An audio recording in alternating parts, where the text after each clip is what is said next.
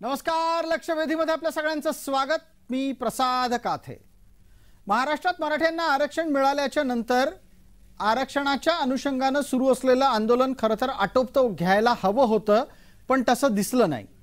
मराठ्यांना कुणबी म्हणूनही आरक्षण मिळालं पाहिजे आणि जे कुणबी प्रमाणपत्र मिळवू शकतील त्यांनाही त्या आरक्षणाचा लाभ मिळायला हवा।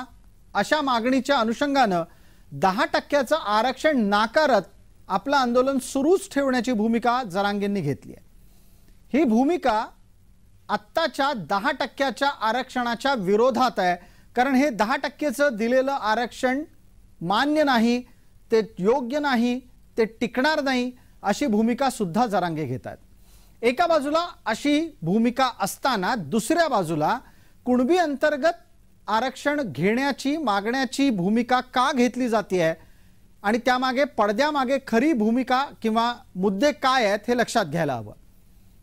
आरक्षणाच्या अनुषंगाने चर्चा होत असताना मराठा आरक्षणाचे विरोधक सांगतात की एका बाजूला मराठा म्हणून आणि मिळेल त्याला कुणबी म्हणून आरक्षण याच्यासाठी हवं आहे, कारण कुणबींना राजकीय आरक्षण आहे, मराठ्यांना राजकीय आरक्षण नाही। अशा स्थितीत जेव्हा जसं शक्य होईल तेव्हा तसं आरक्षण पदरात पाडून घ्यायचं आहे आणि या माध्यमातून एकच मराठा विविध टप्प्यांवर आरक्षणाचा लाभ घेताना दिसतोय का असा प्रश्न उपस्थित राहतो।